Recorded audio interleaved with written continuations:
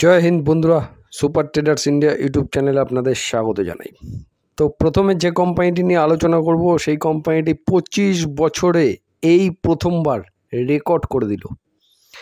বুঝতেই পারছেন আমি কোন কোম্পানির কথা বলছি, সেটা হচ্ছে 197 কমিউনিকেশন লিমিটেড, যেটা পেটিএম নামে বিখ্যাত আর কি, পেটিএম নামে সবাই চেনে। তো কোম্পানি 2000 সাল থেকে ব্যবসা করছে এবং এটা হচ্ছে 2025 সাল, তার মানে 25 বছর। এই 25 বছরে কোম্পানি কিন্তু রেকর্ড করলো আজকে। তার কারণ 25 বছর কন্টিনিউ কোম্পানি লসের পর লস করে যাচ্ছিল। সবে মাত্র এখন মানে এই কোয়ার্টার ওয়ানে এই প্রথমবারের মতো প্রফিট দেখিয়েছে কোম্পানি। তো দেখে নিন, জুন কোয়ার্টারের রেজাল্টটা চলে এসছে। কোনো রেকমেন্ডেশন নয়, কোনো স্টক কোনো রেকমেন্ডেশন হিসাবে নয়। ভিডিওটি সম্পূর্ণ এডুকেশন পারপাস থাকবে। বাই, হোল্ড, সেল, এভারেজ সম্পূর্ণ আপনার ব্যক্তিগত ব্যাপার। তো জুন 2025 1918 কোটি টাকা রেভিনিউ এসছে, যেটা আগের কোয়ার্টারে ছিল 1912 কোটি। তো ওই রেভিনিউয়ের দিকটা ঠিকঠাক আছে। ইয়ারলিও যদি দেখি 1502 কোটি টাকা রেভিনিউ ছিল প্রিভিয়াস ইয়ারে জুন কোয়ার্টারে, সেটাও বেড়েছে এবং কোয়ার্টারলিও সামান্য পরিমাণে বেড়েছে। তবে মেন যে কারণ সেটা হচ্ছে অপারেটিং প্রফিট। কোম্পানির অপারেটিং প্রফিট কন্টিনিউ আপনি যতগুলো কোয়ার্টার দেখবেন এবং যতগুলো বছরই দেখবেন না কেন, কন্টিনিউ লসের পর লস। এই জাস্ট প্রথম কোম্পানি কিন্তু অপারেটিং প্রফিট যেটা পজিটিভ দেখিয়েছে। তার মানে কোম্পানি খরচ কন্ট্রোল করেছে। পূর্ববর্তী যতগুলো রেজাল্ট ছিল তার মধ্যে খরচ যতটা কোম্পানির সেলস, তার থেকে বেশি খরচ হয়ে যাচ্ছিল, তার কারণে অপারেটিং প্রফিট মার্জিন নেগেটিভ। তবে লাস্ট দুটো কোয়ার্টার ধরে আমরা কিন্তু একটু ইন্ডিকেশন পেয়েছিলাম। যেমন এই যে এখান থেকে দেখুন, প্রিভিয়াস ইয়ারে জুন কোয়ার্টার থেকে 794 কোটি মাইনাস ছিল অপারেটিং প্রফিট, তারপরে সেটা কমে 403 কোটিতে এসছে, তারপরে আবার কিছুটা কমে 223 কোটি। তো কিছুটা ইন্ডিকেট করছিল যে কোম্পানি লস থেকে কিছুটা প্রফিটের দিকে আসছে। এবং প্রিভিয়াস কোয়ার্টারে মার্চ কোয়ার্টারে -89 কোটি। তো এটা ব্রেক ইভেনে চলে আসলো। যাই হোক, এবার নেট প্রফিটও কন্টিনিউ মাইনাসে ছিল, এখন 122 কোটি টাকা নেট প্রফিট চলে এসছে এবং ইপিএসও বেড়েছে। ঠিক আছে, এখানেও আপনি প্রফিট দেখতে পারবেন, তবে এটা আদার ইনকামের জন্য। এই আদার ইনকাম দেখুন, আদার ইনকামের জন্য। ঠিক আছে, এই কোয়ার্টারেও আদার ইনকাম আছে। তো আদার ইনকাম প্রত্যেকটি কোয়ার্টারেই আছে। মূল হচ্ছে যেটা নেট অপারেটিং প্রফিট যেটা নেগেটিভে ছিল, সেটা কিন্তু এবারে প্রথম পজিটিভে এসছে। এটা হচ্ছে এই কোম্পানির দীর্ঘ 25 বছর পরে এখন এই 2025-এর কোয়ার্টার ওয়ানে রেকর্ড করলো। এবার ব্যাপারটা হচ্ছে, এখন তো রেকর্ড করলো, এবার এই অপারেটিং প্রফিটটা কন্টিনিউয়াসলি রাখতে হবে, তবেই গিয়ে ঠিকঠাক হওয়ার সম্ভাবনা আছে।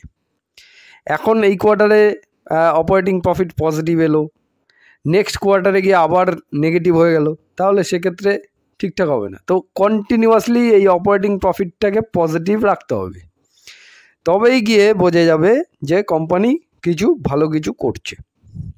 ঠিক আছে, তো আমার উদ্দেশ্য ছিল আপনাদেরকে রেজাল্টটা তুলে ধরা, সেটাই তুলে ধরলাম। আরও 2-4টে কোম্পানি অবশ্যই কভার করব। তার আগে রিলায়েন্স ইন্ডাস্ট্রি নিয়ে অনেকের প্রশ্ন আছে।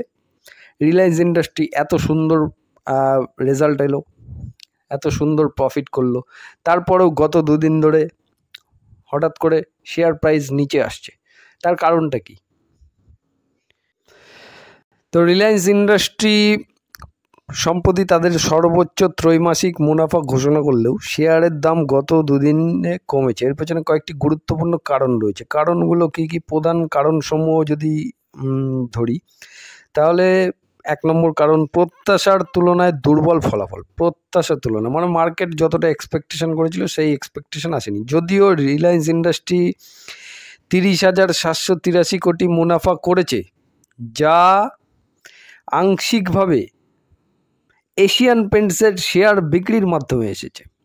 তার মানে যে প্রফিটটা হয়েছে নেট প্রফিট, সেটার বেশিরভাগটাই এশিয়ান পেন্টসের যে হোল্ডিং ছিল রিলায়েন্স ইন্ডাস্ট্রিতে, তার যে শেয়ার সেটা বিক্রি করেছে, বিক্রি করে সেই প্রফিটটা এসছে, যার কারণে একটু শেয়ার হোল্ডাররা একটু মানে ঠিকঠাকভাবে নেয়নি ব্যাপারটা। যাই হোক, তবে মূল ব্যবসায়িক ক্ষেত্রগুলি যেমন তেল টু কেমিক্যালস O2C এবং খুচরো খাতের ফলাফল বিশ্লেষকদের পূর্বাভাসদের তুলনায় দুর্বল ছিল। জ্যাফারিজের মতে O2C এবং খরচা খাতের আয় যথাক্রমে 5% এবং 4% কম ছিল। এই সমস্ত বিশেষ কারণ। আচ্ছা, ক্রমাগত পতন। রিলায়েন্স ইন্ডাস্ট্রি শেয়ার মূল্য গত 5টি ট্রেডিং সেশনে ধারাবাহিকভাবে কমেছে, যা বিনিয়োগকারীদের মধ্যে উদ্বেগ সৃষ্টি করেছে। এই মানে কন্টিনিউ পড়ছে, তারপরে একটা প্যানিক তৈরি হয়ে যায়। হ্যাঁ, সেখানে প্যানিক সেলিং তৈরি হয়ে যায়, এই রকম একটা ব্যাপার। তারপর বাজারের মেন আসল জিনিসটা বলছি পরে। বাজারের মুনাফা গ্রহণ। মার্চ 2025 থেকে রিলায়েন্স ইন্ডাস্ট্রির শেয়ার প্রায় 25% বৃদ্ধি পেয়েছিল। এই বৃদ্ধির পর বিনিয়োগকারীরা মুনাফা গ্রহণ শুরু করেছেন। তার মানে বুঝতে পারছেন, বলে দিচ্ছি আমি, যা শেয়ার মূল্যে চাপ সৃষ্টি করে। বাজারের সামগ্রিক চাপ। বিশ্ব বাজারের অস্থিরতা, অপরিশোধিত তেলের দামের ওঠানামা, মানে ক্রুড অয়েল যেমন ওঠানামা করছে, ভলিটাইল, এবং রুপির দুর্বলতা ভারতীয় শেয়ার বাজারে চাপ সৃষ্টি করেছে, যার প্রভাব রিলায়েন্স ইন্ডাস্ট্রি শেয়ারেও পড়েছে। মানে ডলারের তুলনায় ইন্ডিয়ান মানি, ডলার ক্রমশ বাড়ছে ইন্ডিয়ান মানির তুলনায়, যার কারণে এবার রিলায়েন্স ইন্ডাস্ট্রি তো আমাদের মার্কেটে 3 নম্বর হাতি, তো যথেষ্ট ওয়েটেজ রাখে। ভবিষ্যতের দৃষ্টিভঙ্গি কি বলছে বিশেষজ্ঞরা? যদিও সামগ্রিক ফলাফল বিনিয়োগকারীদের প্রত্যাশা পূরণ করেনি, তবে বিশ্লেষকরা রিলায়েন্স ইন্ডাস্ট্রির ভবিষ্যৎ সম্পর্কে আশাবাদী। জিও এর গড় রাজস্ব প্রতি ব্যবহারকারী বৃদ্ধির সম্ভাবনা, মানে জিও যে আমরা সিম ইউজ করি, জিওর সিম, জিও ফাইন্যান্স ভাববেন না, ঠিক আছে? জিও সিম মানে যেটা টেলিকম বিজনেস, সেটা কিন্তু রিলায়েন্স ইন্ডাস্ট্রির আন্ডারেই আছে। নতুন শক্তি খাতে বিনিয়োগ এবং সম্ভাব্য জিও আইপিও ভবিষ্যতে শেয়ার মূল্যে ইতিবাচক প্রভাব ফেলতে পারে। যদি ভবিষ্যতে আইপিও আসে রিলায়েন্স জিওর, তাহলে সেটা একটা পজিটিভ ইঙ্গিত ফেলতে পারে। সারাংশে রিলায়েন্স ইন্ডাস্ট্রির শেয়ার মূল্যের সাম্প্রতিক পতন মূলত প্রত্যাশার তুলনায় দুর্বল এবং ফলাফল এবং বাজারের সামগ্রিক চাপের কারণে হয়েছে। তবে দীর্ঘমেয়াদে কোম্পানির শক্তিশালী ভিত্তি এবং ভবিষ্যৎ পরিকল্পনা শেয়ার মূল্যে পুনরুদ্ধার আনতে পারে। ChatGPT থেকে সংগ্রহ করা তথ্য আপনাদের সামনে তুলে ধরলাম। আচ্ছা, যাই হোক, এবার আমি যেটা বলবো সেটা হচ্ছে রিলায়েন্স ইন্ডাস্ট্রি একটা লার্জ ক্যাপ কোম্পানি এবং গত 5 বছরের চার্ট প্যাটার্ন আপনি যদি খুলে দেখেন, আমি দেখাচ্ছি না, চার্ট প্যাটার্ন দেখানো যাবে না, যার কারণে আমি বলে দিচ্ছি, একটু শুনে নেবেন।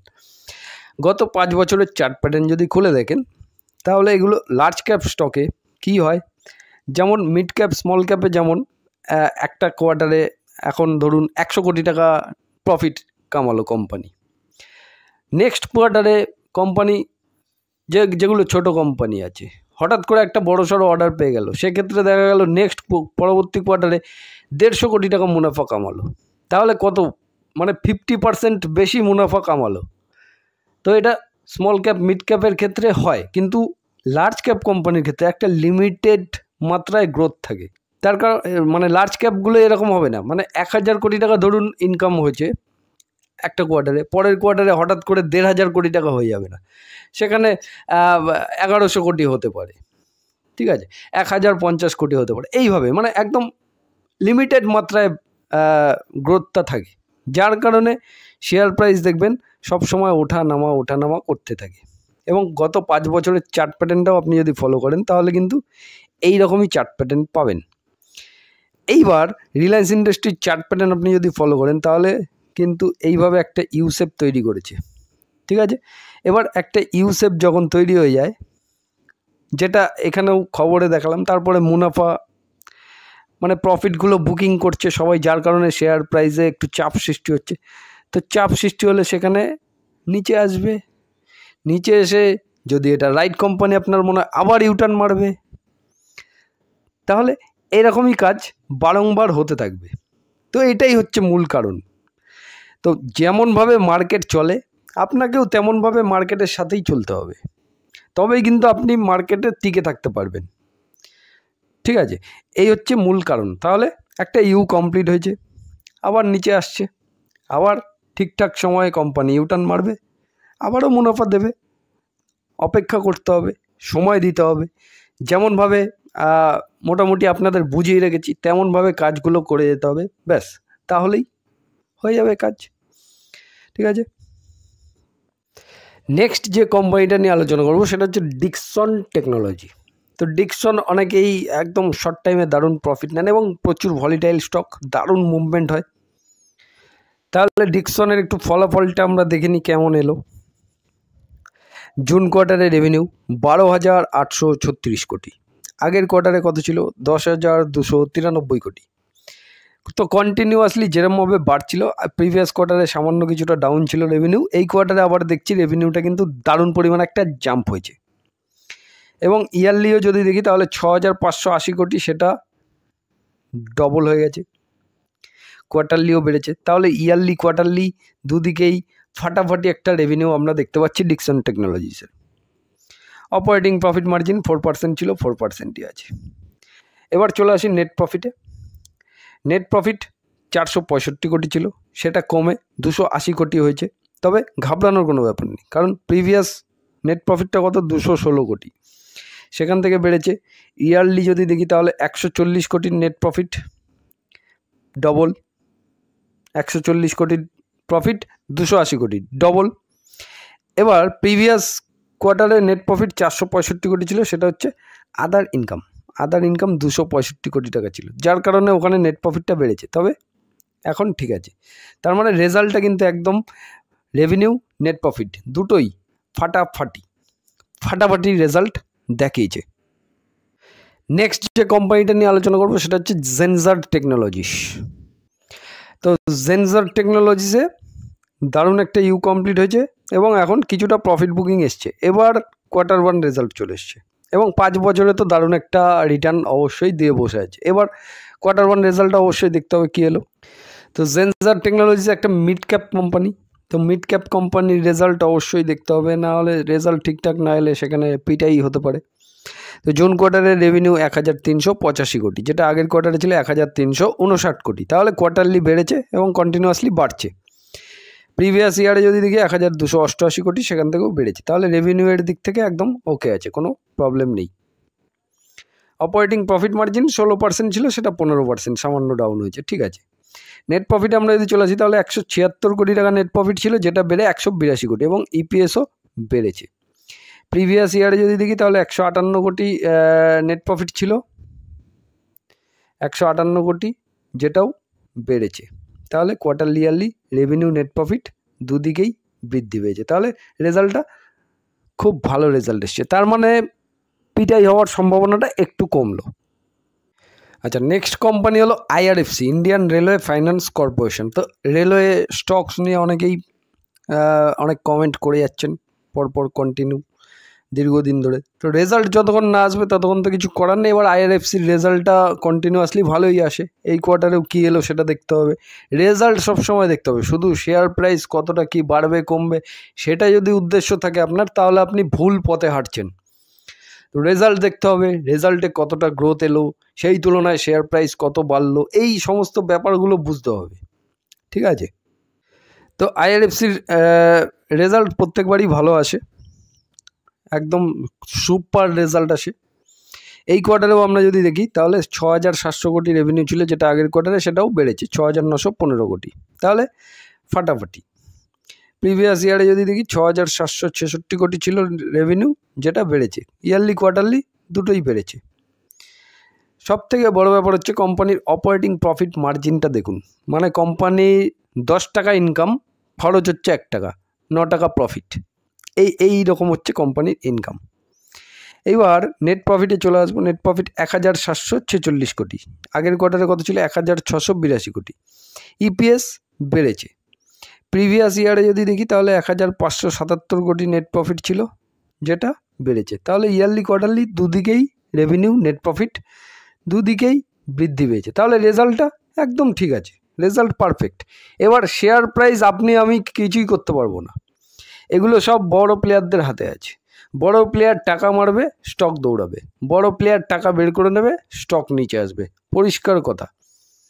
বড় প্লেয়ারের যখন মনে হবে আইআরএফসিকে দৌড় করাবো সেখানে মারবে টাকা, আইআরএফসি দৌড়াবে। তবে আইআরএফসি এখন কিন্তু লার্জ ক্যাপ একটা কোম্পানি, সেটাও মাথায় রাখতে হবে। এবার লার্জ ক্যাপ কোম্পানি মানে যে সমস্ত মার্কেট ক্যাপ কম আছে সেগুলোতে বেশি টাকা মারতে হয় না, লার্জ ক্যাপ কোম্পানিতে বেশি টাকা মারতে হয়, তবে গিয়ে স্টক দৌড়াবে। এই ব্যাপারগুলো একটু বুঝতে হবে, ঠিক আছে। আপাতত আমরা রেজাল্টটা যেটা দেখলাম সেটা কিন্তু পজিটিভ রেজাল্ট। আচ্ছা, নেক্সট কোম্পানিটা হচ্ছে ক্রেডিট অ্যাক্সেস গ্রামীণ। এরও শেয়ার প্রাইস দারুণ একটা কারেকশন হয়েছিল, কিন্তু এখন বর্তমানে একটা ইউসেপ কমপ্লিট করেছে। তাহলে রাইট কোম্পানি ইউসেপ বানাবে। এবার কোয়ার্টার রেজাল্ট চলে এসছে মার্কেট, এবার মানে কোয়ার্টার রেজাল্টটাও দেখা গুরুত্বপূর্ণ। এবার কোয়ার্টার রেজাল্ট বলে দেবে এটা আবার ওপরে যাবে না নিচে যাবে। আপাতত একটা ইউসেপ কমপ্লিট করেছে। এবার আমরা দেখে নেবো কোয়ার্টার রেজাল্টটা কী এলো। তো এটাও একটা মিড ক্যাপ কোম্পানি, ওই ধরুন 20,000 কোটি টাকা মার্কেট ক্যাপ আছে। তাহলে মিড ক্যাপ কোম্পানির রেজাল্টও ঠিকঠাক আসতে হবে, না হলে পিটাই হবে, পরিষ্কার কথা। তো দেখে নিই রেজাল্টটা। জুন কোয়ার্টারে কী এলো, 1,463 কোটি। আগের কোয়ার্টারে কত ছিল, 1,407 কোটি। তাহলে কোয়ার্টারলি আগের কোয়ার্টারেও বেড়েছিল, এই কোয়ার্টারেও রেভিনিউটা বেড়েছে। ইয়ারলি যদি দেখি 1,512 কোটি, ইয়ারলি ডাউন, কোয়ার্টারলি বেড়েছে। তবে ওভারঅল রেজাল্টটা খারাপ বলবো না, ঠিকঠাকই বলবো। ইয়ারলি একটু ডাউন আছে, কিন্তু কোয়ার্টারলি ঠিক আছে। নেট প্রফিট যদি দেখি তাহলে 47 কোটির নেট প্রফিট 60 কোটি। তাহলে কোয়ার্টারলি অবশ্যই বেড়েছে। প্রিভিয়াস কোয়ার্টারে যথেষ্ট ডাউন ছিল, যেটা কিন্তু এই কোয়ার্টারে অনেকটাই বেড়েছে। ইয়ারলি যদি দেখি তাহলে প্রায় 400 কোটি টাকার নেট প্রফিট ছিল এক বছর আগে, সেটা কিন্তু অনেকটাই কমেছে। ইপিএস কোয়ার্টারলি সামান্য বেড়েছে, নেট প্রফিট সামান্য বেড়েছে কোয়ার্টারলি, ইয়ারলি ডাউন। তো দুটো হিসাবই মানে রেভিনিউ এবং net profit yearly down, quarterly কিছুটা বেড়েছে, ঠিক আছে। এবার ইপিএসটা প্রিভিয়াস কোয়ার্টারে বেড়েছিল, সরি ইপিএস বলছি, এনপিএটা বেড়েছিল। এবার এই কোয়ার্টারের এনপিএটা এখনও স্ক্রিনার ওয়েবসাইটে আপডেট নেই, তবে আমি আগেই শিখিয়ে রেখেছি। আপনি যদি এনপিএটা দেখতে চান তাহলে এই নিচে দেখছেন একটা পিডিএফের সাইন আছে, এই পিডিএফটাকে ওপেন করলেই আপনি পুরো রেজাল্টটা ডিটেলসে পেয়ে যাবেন। কোন খাতে কত খরচ হয়েছে, কী হয়েছে, এই এখানে যত কিছু দেখাচ্ছে এগুলো ডিটেলসে আপনি কোন খাতে কত খরচ হয়েছে সব কিছুই পেয়ে যাবেন, প্লাস তার সাথে এনপিএটাও পেয়ে যাবেন, ঠিক আছে। এটা আমি আগেও বুঝিয়ে রেখেছি। তো ওভারঅল রেজাল্টটা যদি দেখি তাহলে রেজাল্টটা তুলনামূলক খুব একটা ভালোও বলবো না, খুব একটা খারাপও বলবো না, মোটামুটি এভারেজ রেজাল্ট বলবো। এবার মার্কেট কী রিয়াকশান দেখায় সেটা দেখতে হবে আমাদের।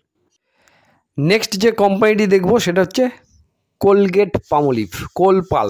এটা একটা লার্জ ক্যাপ স্টক, তো এটারও রেজাল্ট আমরা দেখে নেব।